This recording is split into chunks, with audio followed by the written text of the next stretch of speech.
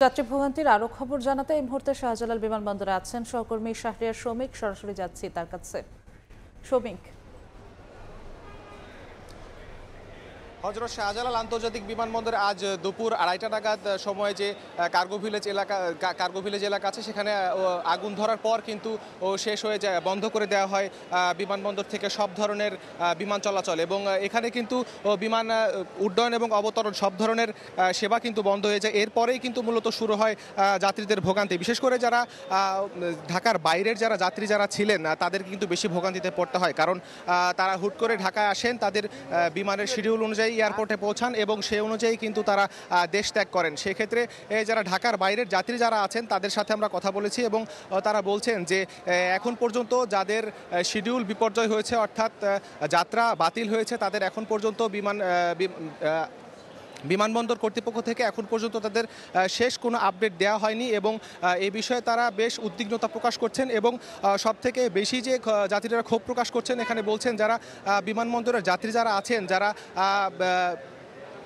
বিমানবন্দরের যাত্রী যারা আছেন তারা এখানে যে সাময়িকভাবে যে বসার স্থান, অর্থাৎ সাময়িকভাবে যে বিশ্রামের জায়গা, সেটি পর্যাপ্ত বিশ্রামের জায়গা অথবা বসার জায়গা এখানে নাই, এমনটি কিন্তু তারা আমাদেরকে জানিয়েছেন। এবং তারা বলছেন যে বিমান চলাচল এখন স্বাভাবিক পর্যায়ে আসলেও যারা এখানে যে ব্যাগেজ এবং চেক ইন প্রক্রিয়া যে আছে সেটি খুবই ধীরগতিতে আছে, এমনটি কিন্তু যাত্রীরা আমাদের অভিযোগ করছেন। এবং বিমান চলাচল শিডিউল, দর্শক আপনাদের জানিয়ে রাখতে চাই যে দুপুর নাগাদ পর থেকেই কিন্তু শিডিউল বিপর্যয় হয় এবং ব্যাপক ভোগান্তি কিন্তু তৈরি হয়। এবং যারা এখানে এসেছেন তারা অধিকাংশ জাতিদের মধ্যে কিন্তু এখানে নারী আছেন, বয়স্ক আছেন, বয়োবৃদ্ধ আছেন এবং বিভিন্ন বয়সের মানুষ কিন্তু তারা এখানে আছেন। এবং তারা আমাদেরকে যেটি বলছেন যে এখানে এত বড় একটি দুর্ঘটনার পরও কিন্তু যাত্রী সেবার যে ভোগান্তি,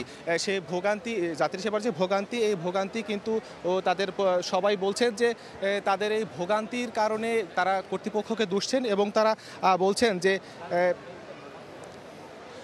এখানে যারা যাত্রী সাধারণ আছেন তারা আমাদের বলছেন যে বিমানবন্দরের যে কর্তৃপক্ষের যে ব্যবস্থাপনা, সেই ব্যবস্থাপনার যথেষ্ট দুর্বলতা আছে, এমনটি ক্ষোভ প্রকাশ করে তারা আমাদেরকে অভিযোগ জানাচ্ছেন এবং জানাচ্ছেন তাদের যে কোনো মুহূর্তে যেন তাদের ব্যবস্থা করা হয় এবং তারা যেন খুব দ্রুত দেশ ত্যাগ করতে পারেন এবং তাদের যাত্রা সম্পন্ন করতে পারেন, সেই বিষয়ে তারা প্রশাসনের দৃষ্টি আকর্ষণ করছেন।